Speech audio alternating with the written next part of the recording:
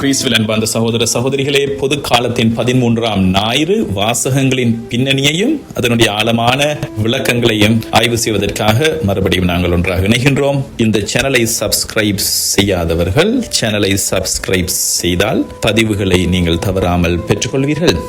அன்பார்ந்தவர்களே, இன்றைய நாளின் முதலாவது வாசகம் அரசர்கள் 2ஆம் நூலிலிருந்து எடுக்கப்பட்டிருக்கின்றது. யூத பாரம்பரியத்திலே 1-2 நூல்கள் என்று விவிலியத்திலே காணப்படுகின்ற இந்த 2 நூல்களும் ஒரே நூலாகவே இருந்தன. பின்னர் கிரேக்க மொழிபெயர்ப்பின் போதுதான், அதாவது செப்துவாஞ்சின் கிரேக்க வேதாகமமாக மொழிபெயர்க்கப்பட்ட பொழுதுதான் இந்த நூலை 2 பாகங்களாக பிரிக்கப்பட்டது. விவிலிய அறிஞர்களின் கருத்துப்படி இந்த நூல்களை எழுதியவர் யார் என்று திட்டவட்டமாக கூற முடியாது. ஆனால் யூத பாரம்பரியத்தின்படி இறைவாக்கினர் எரேமியா இந்த நூல்களை தொகுத்திருக்கலாம் என்று கருதப்படுகின்றது. நூலின் நடை மற்றும் இறையியல் சிந்தனைகள் டியூட்ரோனமி என்று அழைக்கப்படுகின்ற உப ஆகம நூலை ஒத்திருப்பதால் இது உப ஆகம வரலாற்று மரபு டியூட்ரோனமிக் ஹிஸ்டரி சார்ந்த ஒரு தொகுப்பாளரால் பபிலோனிய அடிமைத்தனத்தின் போது ஏறத்தாழ கிறிஸ்துவுக்கு முன் 560 538 ஆன காலத்திலே எழுதி முடிக்கப்பட்டிருக்க வேண்டும் என்று விவிலிய அறிஞர்கள் கருதுகின்றார்கள். இந்த நூல்கள் கிட்டத்தட்ட 400 ஆண்டு கால இஸ்ரேலின் வரலாற்றை விவரிக்கின்றன. தொடக்க காலமான கிறிஸ்துவுக்கு முன் 970ஆம் ஆண்டிலிருந்து, அதாவது சாலமோன் அரசரின் ஆட்சி தொடக்கத்திலிருந்து இறுதியாக கிறிஸ்துவுக்கு முன் 560, அதாவது யூத அரசன் யோயாக்கீன் பபிலோனிய சிறையில் இருந்து விடுதலை ஆவதுடன் இந்த நூல் முடிவடைகிறது. இந்த 2 அரசர்களின் நூல்களின் விவரிப்பு 3 முக்கிய கட்டங்களாக நகர்கின்றன. முதலாவதாக 1 அரசர் 1ஆம் அதிகாரத்திலிருந்து 11ஆம் அதிகாரம் வரையான பகுதிகளிலே ஒன்றிணைந்த அரசு பற்றிய விவரிப்பு. விதமாக தாவீது அரசருடைய இறுதி நாட்களில் நடந்த நிகழ்வுகளும், அவருடைய மகனான சாலமோன் விதமாக புகழ் பெற்ற ஒரு அரசனாக ஜெருசலேம் தேவாலயத்தை கட்டுகின்ற அந்த பணியை விவரிக்கின்ற பகுதியாக. அதற்கு பிறகு 1 அரசர் 12ஆம் அதிகாரத்தில் இருந்து 2 அரசர்கள் 17ஆம் அதிகாரம் வரை பிளவுபட்ட ஒரு அரசினுடைய நிலையை, சாலமோன் அரசருக்கு பின்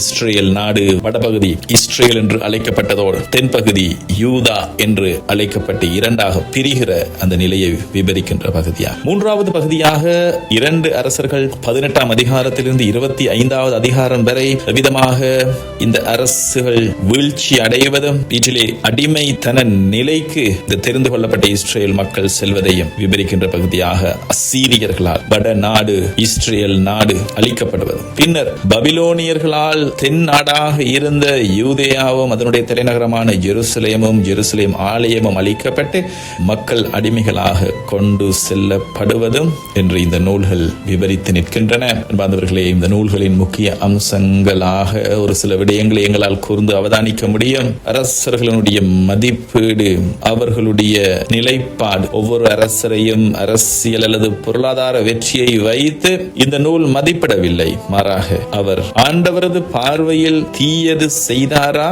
இல்லையா, ஆண்டவருடைய பார்வையில் அவர் தீயது செய்தார் அல்லது நல்லது செய்தார் என்ற ஆன்மீக அளவுகோலையே ஒரு அளவுகோலாக பயன்படுத்துகின்றதை எங்களால் அவதானிக்க முடியும். அடுத்து இன்னொரு முக்கியமான ஒரு விடயம், வட அரசும் தென் அரசும். அதை ஆண்ட அரசர்கள் அனைவரும் விதமாக இறைவனை விட்டு விலகி சென்றார். தொடக்கத்திலே வட அரசான இஸ்ரேல் அரசை ஆண்ட அரசர்கள் சிலை வழிபாட்டு பாவங்களிலே விழுந்தார்கள். அந்த வேளையிலே தென்னரசிலே இருந்த அரசர்களான எசேக்கியா, யோசியா போன்ற சில அரசர்கள் மட்டுமே ஆண்டவருக்கு உகந்தபடி நடந்தார்கள். இறுதியிலே இந்த அரசும் அழிந்து போகின்றது. இந்த காலத்திலே இறைவாக்கினர்களுடைய எழுச்சியை பற்றி இந்த புத்தகம் பேசி நிற்கின்றது. அரசர்கள் தவறு செய்யும் பொழுது அவர்களை கண்டிக்கும் ஆன்மீக குரலாக இறைவாக்கினர்கள் எழுகின்றார்கள். குறிப்பாக எலியா இறைவாக்கினர், எலீசா இறைவாக்கினர் ஆகியோருடைய வியத்தகு புதுமைகளும் இறை பணிகளும் 1-2 அரசர்கள் நூல்களில் நாங்கள் காண்கின்றோம். அந்த வகையிலே இன்றைய ஞாயிற்றுக்கிழமைக்கான முதலாவது வாசகம், அன்பார்ந்த சகோதர சகோதரிகளே, 2 அரசர்கள் 4ஆம் அதிகாரத்தில் இருந்து எடுக்கப்பட்ட பகுதிகளில் இருந்து நாங்கள் வாசிக்க காண்கின்றோம். இந்த பகுதியிலே இறைவாக்கினர் எலீசாவின் புதுமைகளையும் இறை மக்கள் அவருக்கு காட்டும் விருந்தோம்பலையும் மையமாக கொண்ட ஒரு பகுதி இது. இஸ்ரேல் நாட்டின் வடபகுதியிலே இருந்த சுனோம் என்ற ஊரிலே வாழ்ந்த ஒரு செல்வந்த பெண் எலிசாவை வெறும் ஒரு மனிதனாக பார்க்காமல் ஆண்டவரின் புனிதர் என்று அடையாளம் கண்டுகொள்ளுகின்றார். அவர் விருந்தோம்பலின் உச்சமாக ஒரு காரியம் செய்கின்றார். இந்த செல்வந்த பெண் எலிசாவுக்கு உணவு அளிப்பதுடன் மட்டும் நிற்காமல் அவர் தங்கி செல்ல தன் வீட்டு மாடியில் சகல வசதிகளுடன் ஒரு தனி அறையையே கட்டுகின்றார். இது இறை ஊழியர்களுக்கு செய்யும் மரியாதையை காட்டுகின்றது. இதற்காக இறைவனுடைய பதில் கொடை எலிசா அந்த பெண்ணின் தேவையை தன் உதவியாளர் கெகசி வழியாக அறிகிறார். அந்த பெண்ணுக்கு பிள்ளை பேறு இல்லை, கணவனுக்கு வயதாகிவிட்டது. ஆகவே எலிசா அடுத்த ஆண்டு இதே பருவத்தில் உனக்கு ஒரு மகன் பிறந்திருப்பான் என்று வாக்கு கொடுக்கின்றார். அது அப்படியே நிறைவேறுகின்றது. இன்றைய நாளின் செய்தி வாசகத்திலே ஆண்டவர் இயேசு கூறுகின்ற வார்த்தைகள் இந்த முதலாவது வாசகத்தோடு மிக மிக பொருத்தமாக அமைந்திருக்கின்றன. இறைவாக்கினர் ஒருவரை அவர் இறைவாக்கினர் என்னும் நோக்கோடு ஏற்றுக்கொள்பவர் இறைவாக்கினருக்குரிய கைமாறு பெறுவார். இச்சிறியோர் ஒருவருக்கு அவர் என் சீடர் என்பதால் ஒரு கிண்ணம் குளிர்ந்த நீராவது கொடுப்பவரும் தமக்குரிய கைமாறை பெறாமல் போகார் என்று மத்தேயு நற்செய்தி 10ஆம் அதிகாரம் 41-42 வரிகளிலே நாங்கள் காண்கின்ற இந்த பகுதி கச்சிதமாக இந்த பகுதியோடு பொருந்துகின்றன. இந்த சுனேமிய பெண் எலிசாவை இறைவாக்கினராக ஏற்றுக்கொண்டு உபசரித்தார். அதன் பலனாக மனித அறிவுக்கு எட்டாத பிள்ளை பேறு என்னும் இறை ஆசிரை கைமாறாக அவர் பெற்றுக் கொள்கின்றார். இந்த சுனேமிய பெண் எலிசாவிடம் எந்த பிரதிபலனையும் எதிர்பார்க்காமல் அவர் இறைவனின் மனிதர் என்ற ஒரே காரணத்திற்காக அவரை உபசரித்தார். அது இறைவனுடைய பார்வையில் மிகப்பெரிய காரியமாக கருதப்பட்டது. இந்த பெண் யார், அவர் யாருக்கு பிறப்பு அளிக்கிறார் என்று சொல்லி நாங்கள் தேடி பார்க்கும் போது அன்பார்ந்த சகோதர சகோதரிகளே, விவிலியத்திலே இந்த பெண்ணுக்காக தனிப்பட்ட பெயர் எதுவும் குறிப்பிடப்படவில்லை. அவர் சுனேமிய பெண், ஷுனமைட் வுமன் என்று மட்டுமே அழைக்கப்படுகின்றார். இஸ்ரேலின் வடபகுதியிலே இசக்கார் பழங்குடியினரின் எல்லையில் அமைந்திருந்த ஷுனேம் என்ற ஊரில் வாழ்ந்ததால் இவர் இப்பெயரை பெற்றார். விவிலியம் இவரை ஒரு பணக்கார பெண் அல்லது மதிப்புமிக்க பெண் என்று மட்டுமே அடையாளப்படுத்துகின்றது. இவர் யாரை பெற்றெடுக்கிறார் என்று தேடி பார்க்கும் பொழுதும் வேதாகமம் அந்த மகனின் பெயரையும் குறிப்பிடவில்லை. அவர் அந்த சுனேமிய பெண்ணின் மகன் என்றே அழைக்கப்படுகின்றார். எனினும் யூத பாரம்பரியத்தின்படி மிட்ராஷின் படி பின் நாட்களில் பெரிய இறைவாக்கினராக மாறிய இறைவாக்கினர் ஹபக்குக் தான் அந்த சிறுவன் என்றும் நம்பப்படுகின்றது. என்று சொன்னால் ஹபக்குக் என்ற எபிரேய பெயருக்கு கட்டி அணைத்தல் என்ற பொருள் உண்டு. எலிசா இந்த வாசகத்திலே உனக்கு ஒரு மகன் பிறந்திருப்பான், அவனை நீ கட்டி அணைப்பாய் என்று கூறுவதோடு இது ஒப்பிடப்படுகின்றது. என்பவர்களே, இந்த வாசக பகுதியிலே நாங்கள் காணக்கூடிய ஒரு சில முக்கியமான எபிரேய சொற்களை ஆழமாக ஆராய்ந்து பார்க்கும் பொழுது அதனுடைய ஆன்மீக பரிமாணம் இன்னும் வியப்பளிக்கின்றது. இங்கே பயன்படுத்தப்பட்டிருக்கிற இந்த புனிதர், the holy man என்ற இந்த வார்த்தை எபிரேய மொழியிலே கொடோஷ் என்ற வார்த்தையில் இருந்து வருகின்றது. அப்படி என்று சொன்னால் பிரித்தெடுக்கப்பட்டவர், set apart என்ற பொருள் கொண்டது. அந்த பெண் எலிசாவை வெறும் ஒரு மந்திரவாதியாக, ஒரு மனிதனாக நினைக்கவில்லை. உலக காரியங்களில் இருந்து கடவுளுக்காக முற்றிலும் பிரித்தெடுக்கப்பட்ட ஒரு உண்மையான மனிதர் என்பதை அவர் உணர்கிறார். ஒருவரை கதோஷ் என்று அழைப்பது அவரில் கடவுளின் பிரசன்னம் இருப்பதை ஏற்றுக்கொள்வதா. மேல் தளத்திலே ஒரு சிறிய அறையை அவர் அமைக்கிறார். அலியா என்றால் மேலே ஏறுவது அல்லது உயர்ந்த இடம் என்று பொருள். அந்த பெண் ஏனோ தானோ என்று ஒரு கூடாரத்தை போடவில்லை, மாறாக சுவர்களுடைய ஒரு நிரந்தரமான பாதுகாப்பான மாடி அறையை மேல் தளத்திலே கட்டுகின்றார். வேதாகமத்திலே அன்பார்ந்தவர்களே, மேல் அறை என்பது எப்பொழுதுமே இறை வெளிப்பாடு மற்றும் இறைவனோடு நெருங்கி வருகின்ற தன்மையின் இடத்தை குறிக்கும். இயேசுவின் இறுதி இரா உணவு நிகழ்ந்த மேல் மாடி அறை, தூய ஆவி பொழியப்பட்ட பெந்தகோஸ்தே மேல் மாடி அறை, பேதுரு பிற்காலத்திலே மேல் மாடி அறையிலே ஏறி சென்று செபித்த நிலைகள். விதமாக மேல் மாடி அறை என்பது இறை வெளிப்பாட்டையும் இறை பிரசன்னத்தையும் அனுபவிக்கின்ற ஒரு இடமாக விவிலியத்திலே கொள்ளப்படுகின்றது.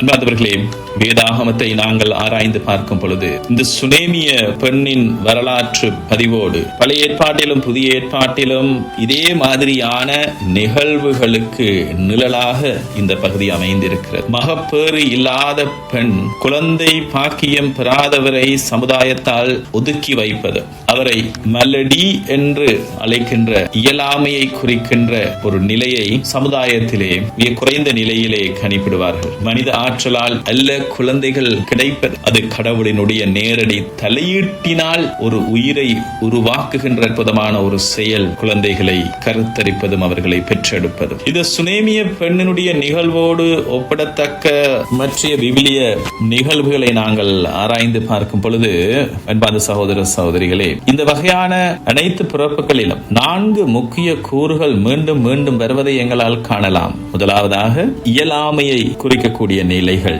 அந்த தம்பதியருக்கு வயது முதிர்ந்திருக்கும், மனித ரீதியாக சாத்தியமே இல்லை என்கின்ற நிலை, அதனால் அவர்களுக்கு மலட்டுத்தன்மை உருவாகி. இரண்டாவதாக கடவுளுடைய தூதரோ இறைவாக்கினரோ வந்து அந்த குழந்தையின் பிறப்பை முன்னறிவிப்பார். மூன்றாவதாக இது எப்படி சாத்தியம் என்கின்ற மனித பலவீனத்தின் கேள்வி எழுப்பப்படும். நான்காவதாக இறை வல்லமையின் வெளிப்பாடு, மனித எல்லைகள் முடிவடையும் இடத்தில் கடவுளின் அற்புதம் தொடங்கி கொடுத்த அந்த வாக்குறுதி நிறைவேறும். ஒப்பிடத்தக்க முக்கிய விவிலிய ஆளுமைகளினுடைய இத்தகைய பிறப்புகளை நாங்கள் பார்க்கும் பொழுது, சகோதர சகோதரிகளே, தொடக்க நூல் 18ஆம் அதிகாரம் 21ஆம் அதிகாரத்திலே ஆபிரகாம் சாராளினுடைய மகனான ஈசாக்கின் பிறப்பு மிகச்சிறந்த முதல் அடித்தளமாக அமைகின்றது. இந்த சுனேமிய பெண்ணின் கணவருக்கு வயது முதிர்ந்திருந்ததை போலவே ஆபிரகாமுக்கும் வயது முதிர்ந்திருந்தது. சாராளின் கருப்பையும் முதிர்ந்து போயிருந்தது. எலிசா பயன்படுத்திய அதே எபிரேய வார்த்தையான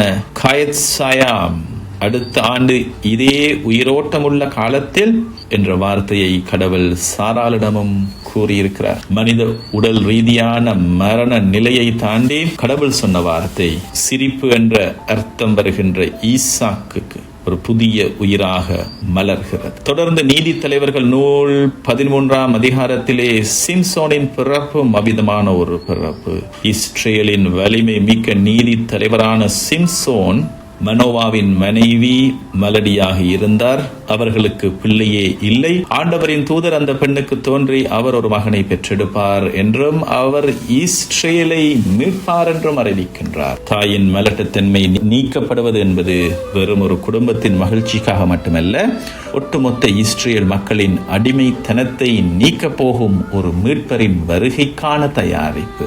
தொடர்ந்து நாங்கள் 1 சாமுவேல் 1வது அதிகாரத்திலே சாமுவேலின் பிறப்பு பற்றிய விவரிப்பிலே இஸ்ரேலின் மிகப்பெரிய இறைவாக்கினராகவும் அரசர்களை அபிஷேகம் செய்தவரான சாமுவேலின் பிறப்பு மிக உருக்கமானது. அன்னா குழந்தை இல்லாததால் தன் சக மனைவியால் நிந்திக்கப்பட்டும் மனவேதனையோடு எருசலேம் ஆலயத்திலே அழுது ஜெபித்துக் கொண்டிருக்கிறார். குரு ஏலி அவரிடம், இஸ்ரேலின் கடவுள் உமது விண்ணப்பத்தை கேட்டருள்வாராக என்று வாழ்த்தி அனுப்புகின்றார். அன்னா தன் வேண்டுதல் நிறைவேறியதும் குழந்தையை தன் சுய நலத்திற்காக வைத்துக் கொள்ளாமல் ஆலய பணிக்கே அர்ப்பணிக்கின்றார். இந்த சுனேமிய பெண்ணும் தன் மகனை எலிசாவின் பொறுப்பில் அவன் இருந்த பொழுது ஒப்படைத்ததோடு இது ஒப்பிடத்தக்கது. தொடர்ந்து புதிய ஏற்பாட்டிலே அன்பார்ந்த சகோதர சகோதரிகளே, லூக்கா நற்செய்தி 1ஆம் அதிகாரத்திலே திருமுழுக்கு யோவானுடைய பிறப்பு இந்த வடிவத்தோடு நெருங்கி செல்வதை எங்களால் அவதானிக்க முடிகிறது. சக்கரியாவும் எலிசபேத்தும் ஆண்டவரின் பார்வையில் நேர்மையானவர்கள். ஆனால் எலிசபேத்து குழந்தை பேறு இன்றி இருந்தார். இருவருமே வயது முதிர்ந்தவர்கள். தூதர் கப்ரியேல் தோன்றி யோவானின் பிறப்பை அறிவிக்கின்றார். பழைய ஏற்பாட்டு இறைவாக்கினர்களின் காலம் முடிந்து புதிய ஏற்பாட்டின் விடியல் தோன்ற போகிறது என்பதற்கு அடையாளமாக முதிர்ந்த வயதில் எலிசபேத்தின் கருப்பை உயிர் பெறுகிறது. பிப்லியத்திலே உள்ள அனைத்து அற்புதம் சார்ந்த பிறப்புகளின் உச்சக்கட்டம் இயேசுவினுடைய பிறப்பா. முந்தைய நிகழ்வுகளில் மலட்டுத்தன்மை அல்லது முதுமை தடையாக இருந்தது.